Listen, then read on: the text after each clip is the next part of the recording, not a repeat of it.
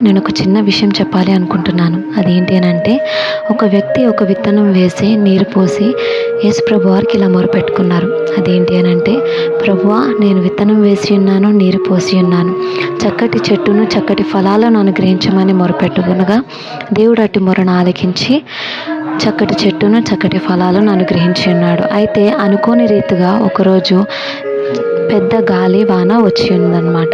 వచ్చినప్పుడు అట్టి పెద్ద గాలికి ఆ చెట్టుకున్న ఫలాలన్నీ కూడా చెల్లాచెదురుగా నేల మీద పడిపోయి ఉన్నాయి. చెల్లాచెదురుగా నేల మీద పడిపోయిన తర్వాత వాన బాగా కురిసింది. కురిసాక ఎక్కడెక్కడైతే ఆ చెట్ల ఫలాలు నేల మీద చెల్లాచెదురుగా పడిపోయి ఉన్నాయో అక్కడక్కడ నూతనమైన చెట్లు మొలిచాయి అన్నమాట. అంటే మనం అడిగింది కొద్దిగానే, కానీ దేవుడు మనకు అనుగ్రహించాలి అనుకుంటుంది విస్తారంగా. కాబట్టి మనం ఎప్పుడు కూడా మనం అడిగింది దేవుడు ఇచ్చేంత వరకు నిరీక్షణతో విశ్వాసంలో కొనసాగుతూనే ఉండాలి.